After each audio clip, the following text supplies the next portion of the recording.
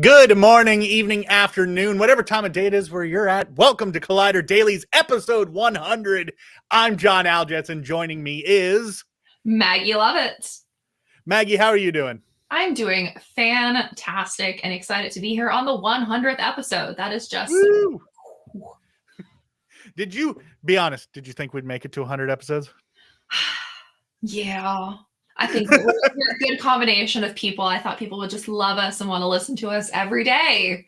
I mean, in fairness, when you're doing an episode every single day, 100 episodes, that comes up really quick. It does. But also, considering how busy, at least I guess all four of us are very busy, I think it's an impressive feat that we've been able to do 100, almost all live episodes. I think only 95 have probably been live. I think we've only done a few pre-records for interviews and stuff like that. And yeah, maybe 10 at most. Maybe. But yeah, it's been majority live. So all great stuff. We're going to be talking more about how this is our 100th episode. We're going to be taking a look back at, some of the past things that we enjoyed. We're going to be talking to you guys about it a little bit. We're going to talk about what we want to see in the future, things of that nature. But that's going to be coming on later on the show. We're going to do two actual news topics for you. First, we're going to talk about... I'm trying to remember the order. We're going to talk about Punisher in Born Again. But first, we are going to talk about Ewan McGregor and Dinosaurs, and whether or not we're gonna see him with Dinosaurs. It seems maybe a no, but also it was not a definitive. So recently, little Miss Maggie here had an interview with McGregor and his daughter for their film Bleeding Love, which I had the unique pleasure of editing. And actually, you know what, Maggie, since you did this interview, do you want to talk about this? Do you want to take the lead on this story? I'll let you take the lead because I did not plan to be the lead on this topic for this meeting, even though I know everything's about it. I'll give you my opinions. I'll pipe up and share. So basically, during the interview, Maggie here basically asked Ewan McGregor about an upcoming film that is coming down the pipeline that he's going to be working on with Anne Hathaway, directed by It Follows director David Robert Mitchell. I had to remember the name there because sometimes I swap the first and middle name. And apparently the rumors are that it is going to have something to do with dinosaurs. McGregor, though, had this to say about this. He said, quote, "Well, I don't know where they're getting dinosaurs from. That may or may not be the case." So, sounds vaguely negative, but he also left the door open that it could be there. And then Maggie, he told us not to believe everything we read on the internet. I mean, which is hilarious when he's talking to an outlet that writes things on the internet. I know. I will say he truly seemed flabbergasted by the concept of dinosaurs. But the full interview will be out later today so that you can watch for yourself how his reaction is to it. I just think it's really funny because everybody was really excited about the dinosaur thing. And then for him to just be like, what? It was just so great. And he did give like a little tiny detail about the type of character he plays and who Anne Hathaway is playing. So that at least was like a fun little scoop to get out of that. But yeah, the dinosaur rumors have been kind of persisting around this project for about a year. It seems like there was some scoopers out there that claimed that this film had dinosaurs, and then the strike happened, and now Ewan McGregor's like, what? So, I mean, either way, either he's debunked it, or in a year I'll be able to recycle these quotes and be like, Ewan McGregor lied to me. Yeah, because the like scoops that we've gotten about this film basically had been saying that it was going to be set in the 1980s and somehow involve dinosaurs. So I guess the idea that this was going to be a Jurassic spinoff is probably out the window. But maybe we'll still get the 1980s part so that scoop can be half correct. Yeah, maybe. That being said, hypothetically, would you like to see Ewan McGregor versus dinosaurs? Ewan McGregor and Anne Hathaway? I'm just gonna say one of my favorite movies last year. I think it was last year. Time is a construct. Was Adam Driver versus Dinosaurs. 65 million or whatever it was called. I love 65, I think. 65. It's just called 65. I love 65. So yeah, I'd be totally hyped to see another Star Wars guy go up against dinosaurs. Never going to say no to that.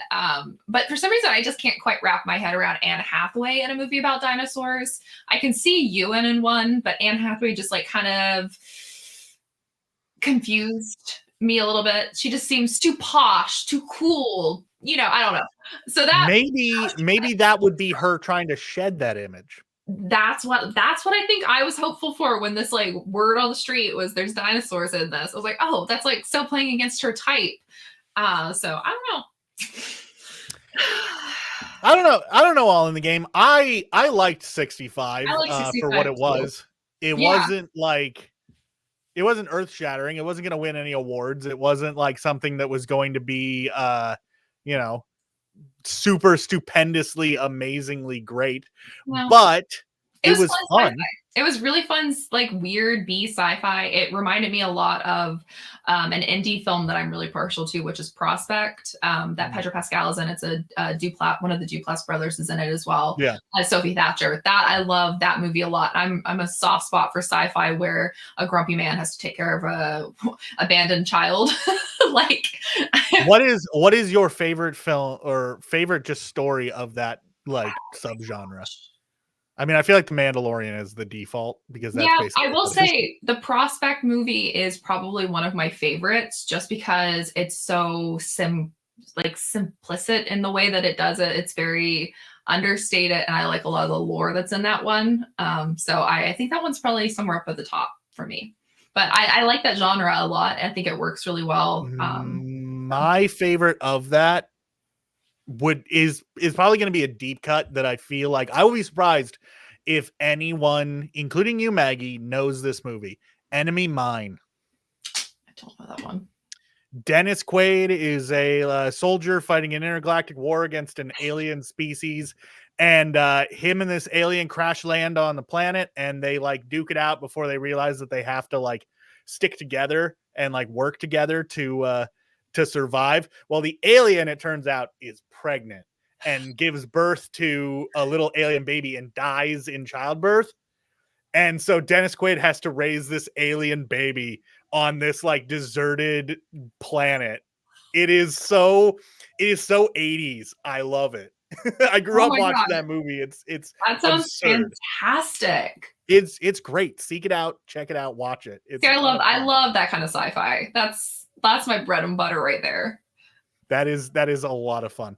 All in the Game is asking, what have been good / successful dinosaur movies not called Jurassic Park?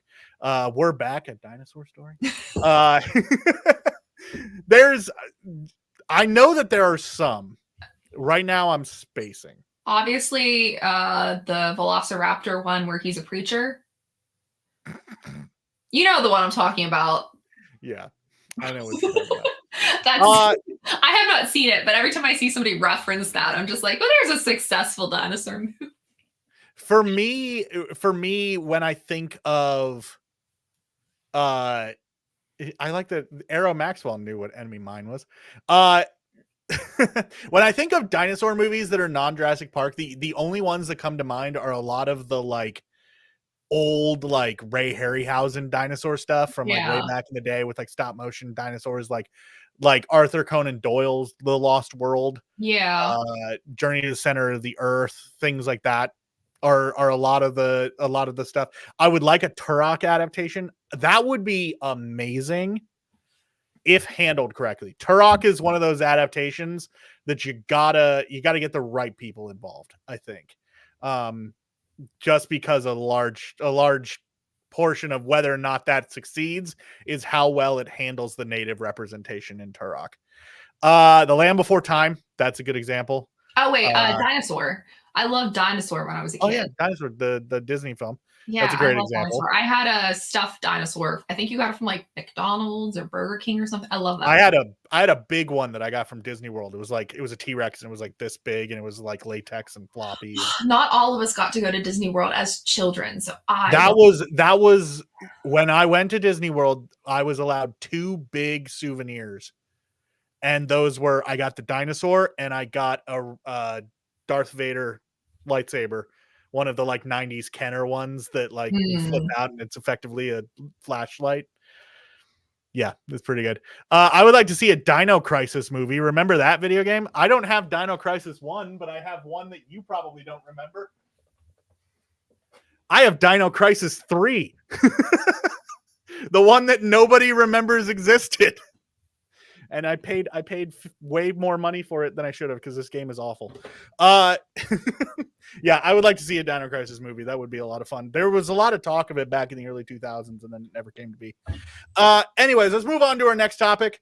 Let's talk about Daredevil Born Again. Again. Will it be about these lovely lads right here? The Punisher? I mean, yes. So in case you missed it, we got even more set photos. Shocker. Am I right? Yeah. There's so much stuff for this show floating around out there. We got more set photos showcasing this time showing us Punisher. Yeah. Out there doing Punisher-y things and walking around in a sweet hoodie. Hence the title of the topic, Sweet Hoodie, bro. So yeah, it is John Bernthal there doing his John Bernthaliest Punisher, and it looks great. I'm pretty excited about this. I love his version of Punisher. I love it. So seeing this is great. Yeah, I love his Punisher a lot. I have a lot of fan art for him that I've bought at conventions. I loved his Punisher so much. I hope that we get a moment with him and Karen. Oh, we will.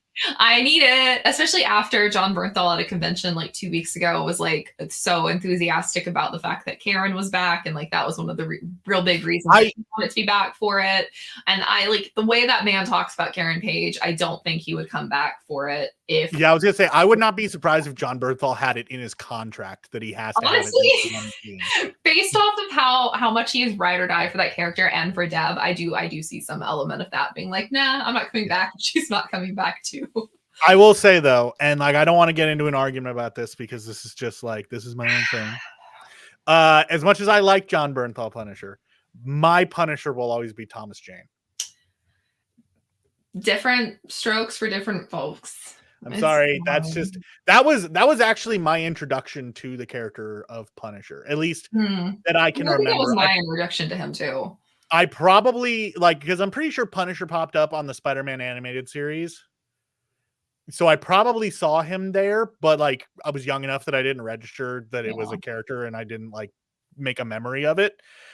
So yeah, Thomas Jane was my first like real solid introduction to Frank Castle as a character. I'll be real honest with you.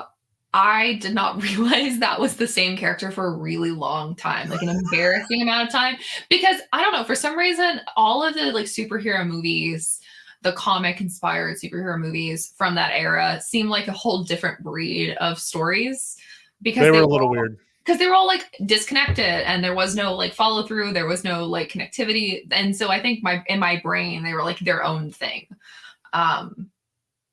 And maybe that's for the best because then, you know, there's like a clear line of a delineation between that era and this era. But I think also that came out when I was a kid. And as a kid, I didn't really care if something was Marvel or DC or like where it came from. 2003? Yeah. I was like 10 when it came out. 2004. I was close. Yeah, no. I remember seeing it in theaters for my best friend's birthday over the summer. We went and saw Punisher. And it was great. And I loved it. Little 14-year-old me was like, yeah, let's go, Punisher. I'm here for it. But anyways, All in the Game asked, do you both have an ideal episode count for the season? I mean, I have how much I would like it to be. Okay, how much would you like it to be? That's what the question is. That's what it's asking. I know, like there's still inconsistencies about how many episodes there's actually going to be. I mean, I would love for us to go back to longer seasons of things. So like a 13 episode season, an 18 episode season. I know neither of those are probably ever going to happen, but I do crave the old school style of storytelling where things weren't rushed and things could be developed over multiple episodes. And for me, I just realistically don't think we're gonna get that many episodes. Like I just don't think that's gonna happen. It's not gonna happen. I'd say 6 if we're lucky. Here's the thing, for me, minimum 8 is what I want. For me, the sweet spot is 10. If we can get 10 episodes, that's perfect for me. Because that gives the show time to breathe. It gives your characters time to like actually be characters and have like proper arcs. 6 is too fast. 6 is too few. When you have a 6 episode season, at that point, to me, make it a movie. Yeah. Like, because you could tell effectively the same story with a little bit less fluff in, like, I don't know. Just to me, if you're making 6 episodes, that's not enough time. It's not worth it to me. So 8 is the minimum in my eyes. 8 to 10 seems likely. That sounds like what kind of, I feel like, Marvel's comfort zone seems to be moving forward. I know that they've been doing a lot more of on the shorter side, but if I remember correctly, they want to start going a little bit longer. So that does seem like the most likely thing. Arrow Maxwell pointed out a little fun fact about Thomas Jane, since we were talking about him here. Thomas Jane actually stabbed Kevin Nash in that film, and they continued the take. Someone forgot to switch out the fake knife for the real one. Ooh boy, on set accidents. Luckily enough, that is one where both people walked away from it. Yes. It's not always the case in a lot of situations. But that is a fun little fact to bring up when you're watching that film next. So yeah, that was a good moment. I do like that film, and I need to go back and rewatch it, as well as the Dirty Laundry short film that Shankar did. That was like you don't know it's the Punisher until like the last 5 seconds when he hands a kid a Punisher shirt. It's good times. It's a fun little bit of a YouTube time for you there. All right, moving on into our final topic for the day. It's Collider Dailies episode 100. And so we wanted to take a little bit of time to look back at the previous 99 episodes, talk about some of our favorite parts of doing this show, and also talk about what it is that you guys like and where we think we would like the show to go in the future, what we would like to achieve, things of that nature. So Maggie, start us off. What is something that you have loved about Collider Dailies? Be it a specific moment or like a general thing about doing the show, something of that nature. I love that I was able to be really annoying about Baldur's Gate 3 on here. We went pretty hard on Baldur's Gate for a while. I'm really, really proud of those interviews that we did for Baldur's Gate 3 on here. I think that was a really fun thing that we were able to bring to Collider Dailies that maybe necessarily doesn't fit in with Collider as a whole, but fits in very much with a large swath of the people who do, check out our videos and, come to hear what we have to say about things. And so I really, really enjoyed getting to do those. Well, and that's something that we've talked about as a team. Like when it comes to interviews on Collider Dailies, like what makes someone who we're going to interview just for the basic Collider interviews channel, and what makes someone that we're going to like have on dailies? Like where is the differentiation? And saving people who are like less traditional to talk to on Collider Dailies, I think is the way to go. Talk to someone who maybe they don't necessarily have like something major out right now to get us in. Yeah. Oh, do we it looks talking to people. I'm sorry, I have actually completely been ignoring private chat. We have a special guest. We do. Let's bring her in.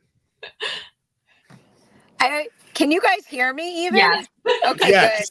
good. I only have like 2 minutes before I have to start driving again. I apologize, Perry. I didn't see the say- private chat. Say hello and happy 100 to you both, to Adam, to Steve, and everyone in the live chat watching right now. Yeah. Hello, Perry. Since you have limited time, how about you tell us what has been your favorite thing about Collider Dailies?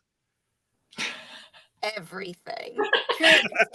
Truly everything. But I think my single favorite thing about it is pretty easy to pinpoint, and it's truly working with this particular team that we've assembled, because these types of things don't work, they don't soar, they don't become something special unless you have the right group of people behind it. And Mhm. it like really does, I kind of want to say, feel very lucky that all of us happen to be under the same umbrella and want the same things and have come together. But I feel like, having been at Collider for so many years now, it's like that's such a common thing. That's been the case every single year I've ever been a part of this team, where we just have a habit of hiring like really smart, talented, kind people who I genuinely enjoy working with. So like, it's not luck, it's just like what Collider does. Yeah. Brings together the best of the best. That it does. And as you say that, I'm leaving you. Well, I'll be on tomorrow at 10 a.m. And Yes.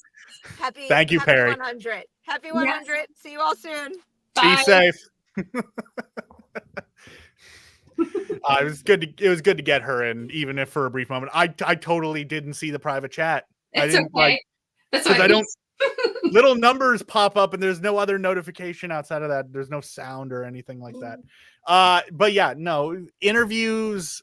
Being able to interview like less traditional people is something that we've done and that I look forward to doing more of in the future. There's a few people that we've talked about that I think would be pretty great. And yeah, to what Perry is saying, like the team behind Collider Dailies, obviously you have those of us that you see every single day. Myself, you, Maggie, Perry, Steve, the other people who have subbed in for us, Arzu and Mike have both subbed in for us on a few episodes. And then of course there's the people behind the scenes. We all know about the voice of God himself, Mr. Adam. Hello. Yeah. Him. And then of course we have our social media person, Laura. She does so much fantastic work that doesn't get highlighted, and like it really should. I wish that we had more opportunities to. She's absolutely brilliant. The whole team is brilliant. Mhm. So it's been such a pleasure to have you guys. When you started, did either of you ever ask why it's called Collider? So If I ever asked. no. I always figured it was like where fandom and like the industry collide. I always thought that was what it was, or it Yeah. was like where cinephiles, and Steve explained it to me once, Yeah.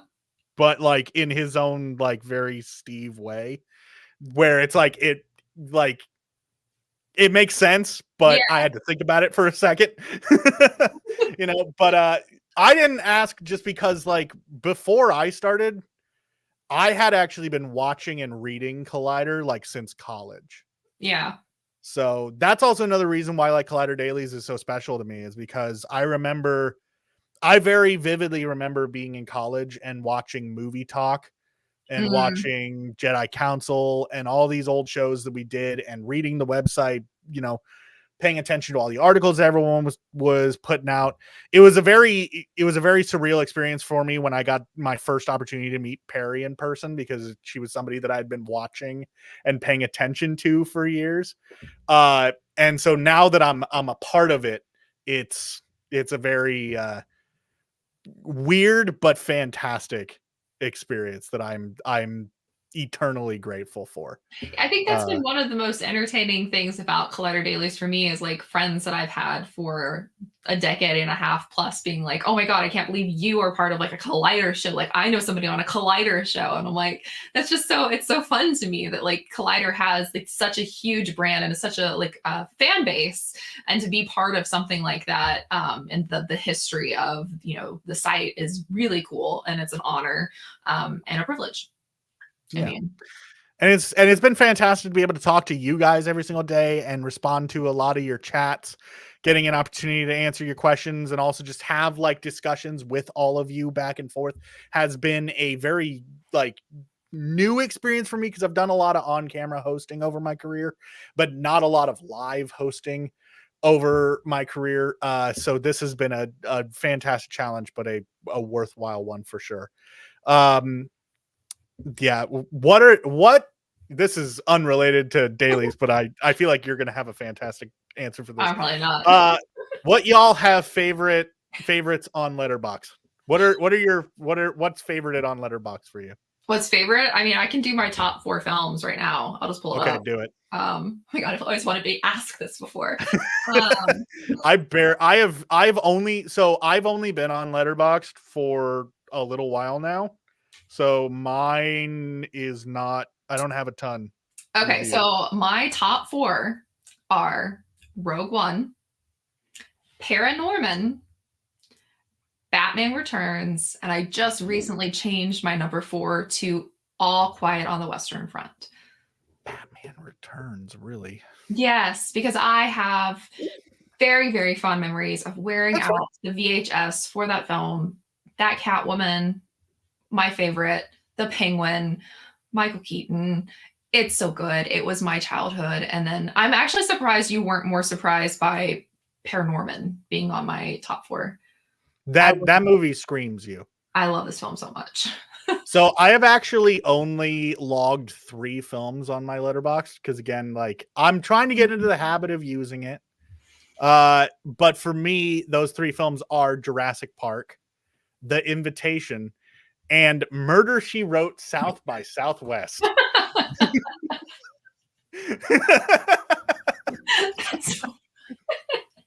Oh my God. I log at almost everything I watch. So I use Letterboxd and Serialize, which I love. Serialize for television. I watch a lot more television than I watch movies. Love that app. I barely watch TV these days. Functions exactly the same way as Letterboxd, but I know I drove some people crazy last night because I said I watched a movie I really loved last night, a screener, and then I was like, but I'm not logging it on Letterboxd, so you'll never know. Because it comes out until after you're allowed to? Yeah. Like, because of embargo. I will then say what it is. You will see my review on collider.com actually. But yeah. I was like, sometimes I use Letterboxd for chaotic purposes. That's fair. So, Maggie, in the next 100 episodes, or next 500 episodes, or next 1,000 episodes of Collider Dailies, what is something that you would like to see, or where would you like the show to go? Like, what is, when you look at the future of dailies, what do you see? I want to do more live shows. I think that was really fun. Would love to do more live shows at events. Would like to see us continue doing more interviews. Obviously, that's just logistically a lot of work for all of us, but that's something I'd like to see. I would love to see us do an episode with all 4 of us. I think that could be a lot of fun, chaotic, but fun. There have been a few times where we've talked about it. In fact, at one point for this episode 100, there was a discussion about possibly doing all 4 of us. Yeah. And I mean, it didn't wind up happening, but. And even more to that point, like I would love to see maybe some of like listener, like voicemails, playing like voice messages and stuff like that a lot of other I hadn't content even thought creators that I love. That's a great idea, actually. We should write that down. Adam, write that down.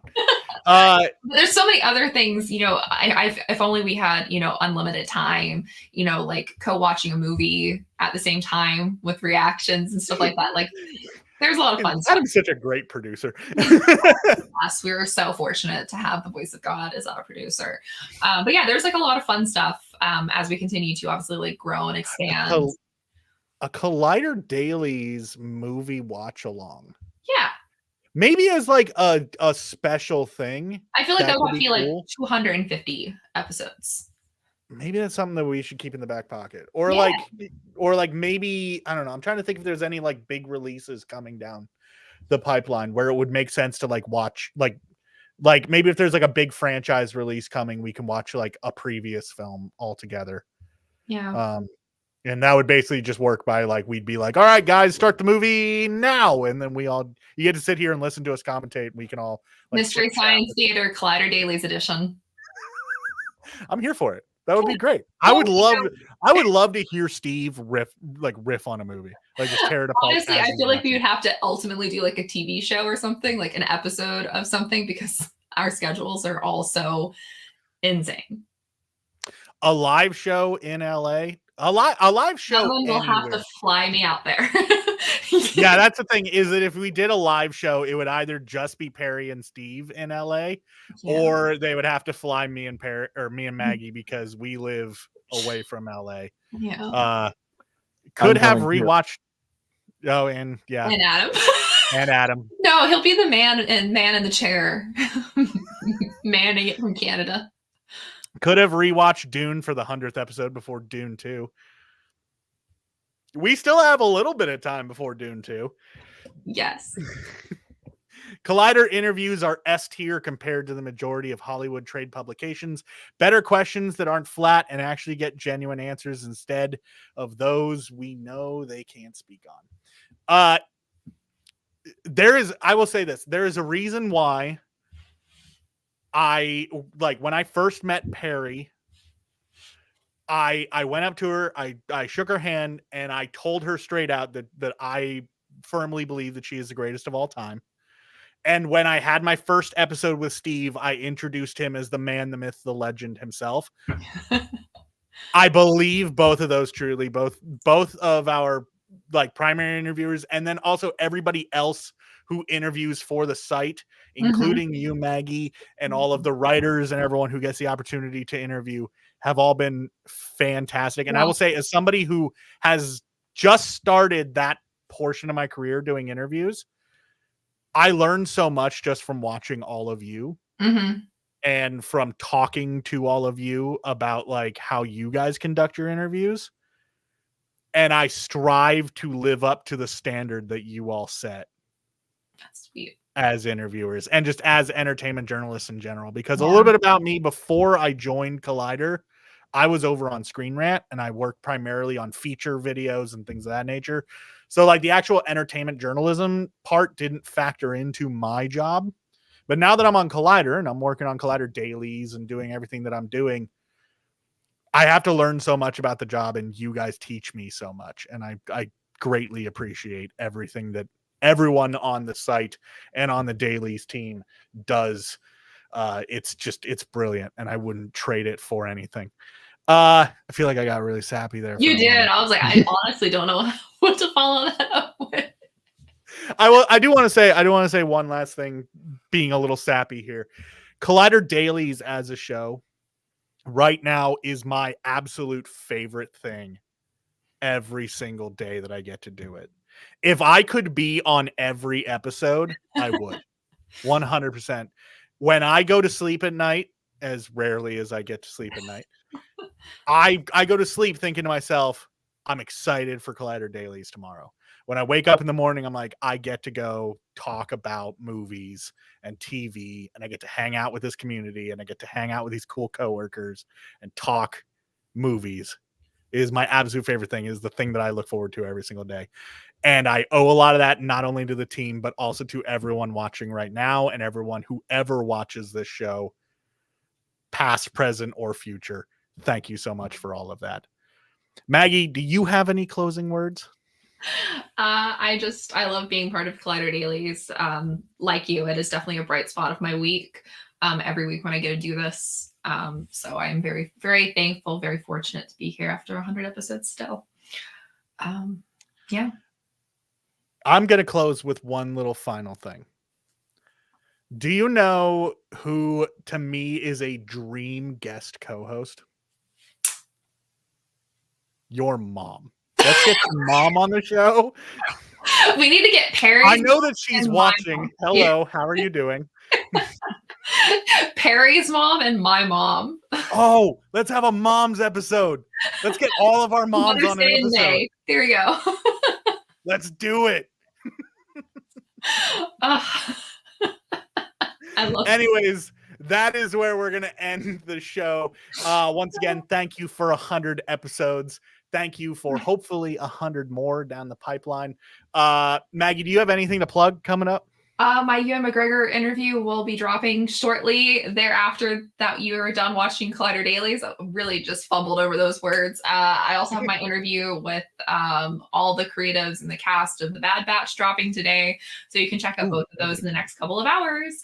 And they're all video content, so you can watch and read at your discretion. Yeah, so get over there, check out all of that stuff. And while you're on Collider.com, feel free to browse all the rest of the articles and check out everything that there is. We've got so much content every single day, so much fantastic stuff to help keep you guys informed. So be sure to read everything, watch all the video content that we have up there too. Check out all the YouTube channels, all the stuff that you have to do. Like this podcast, subscribe to us on YouTube, like the podcast on Spotify or whatever platform you're on, all that stuff. I figure like I have to at least throw out a call to action every 50 episodes or so. Yeah. So there you go. Anyways, with that, we will end the show today. I hope you have a fantastic rest of your day. We will be back tomorrow. I believe it is Perry and Steve. So same bat time, same bat place, different people, but you know what? That's the way that things work. Check us out for more Collider Dailies. Thank you so much for being here, and I hope you have a fantastic rest of your day.